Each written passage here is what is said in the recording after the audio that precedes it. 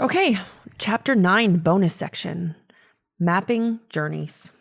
So this one's really important for me. Go ahead. And this is, I'll be honest with you, because of I'm an artist by trade. The way that I think, I'm super creative, sometimes to my detriment. But this is one of my favorite chapters. I just got to say that. I'm laughing because he's like, sometimes to my detriment. Yeah.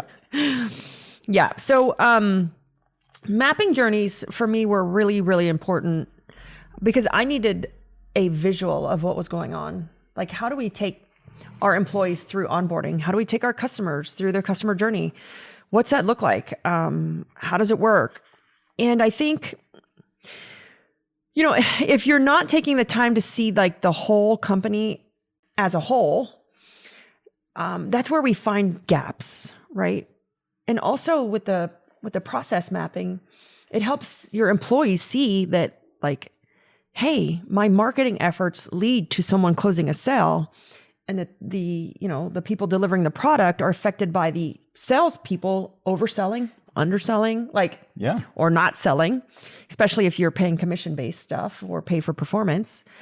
And without having that whole visual, they're not going to see how their job relates to another, how it feeds directly into the next. Yeah.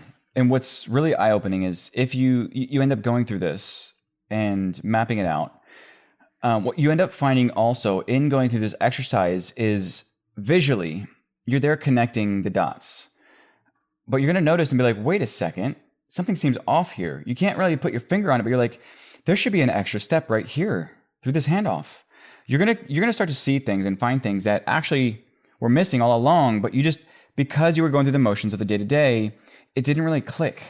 Yeah, and you're going to see the gaps, like I said, where things just fall right through the crack. Yeah. Because there's no smooth handoff from like sales to scheduling or like sales to customer onboarding. Yeah. And so I want to give an example of one thing that I experienced in doing this and mapping it out. Was one thing in particular was with our sales team over to, and again, this was for the software, but it was from the sales team over to our onboarding specialist or our account managers.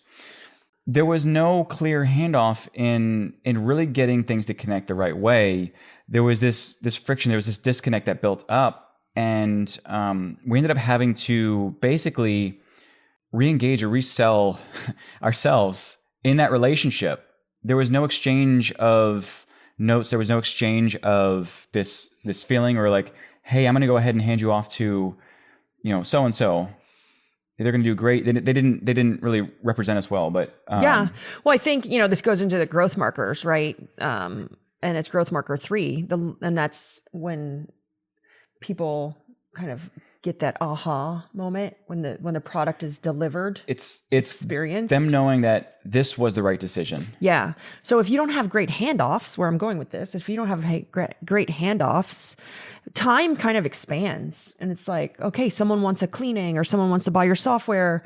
Great. Like, let me take your money. Let me, I'm going to have the scheduler reach out, or great. Like, we're going to onboard you. And there's no process to that. There's no flow. Falls through the gap. It could be 3 days later.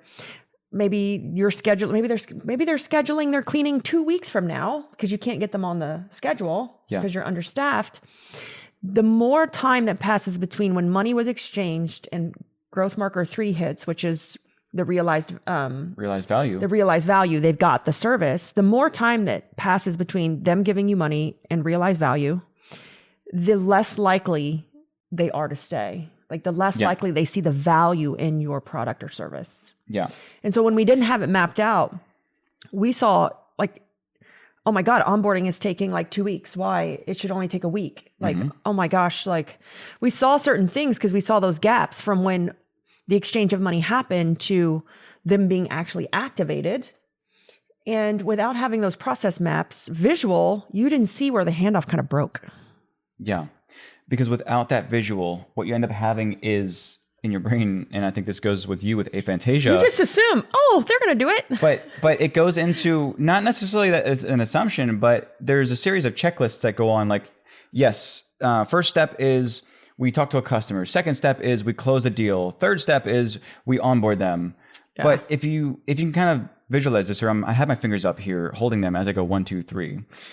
But there's a lot of this in between that connects between the points. And so if you think about story points of, from closing the sale to onboarding, what's the in between? How do you actually draw that line or pull that line in to the next step?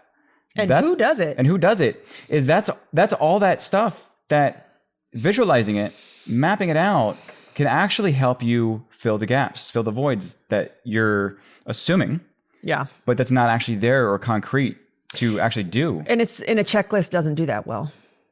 No, I know that because, when they started process maps, I wanted to see it visually because I can't imagine it. Yeah. With aphantasia, I don't have the ability to produce images in my brain. So I was a checklist person, but I'm like, dang, this is not working. Something's falling through the cracks. And we got into drawing out visual maps of how does a process look if it was perfect? Yeah. Okay. Now what's our process look like? and so I want to give you guys, this is special bonus section, and I want you to take this and run with it.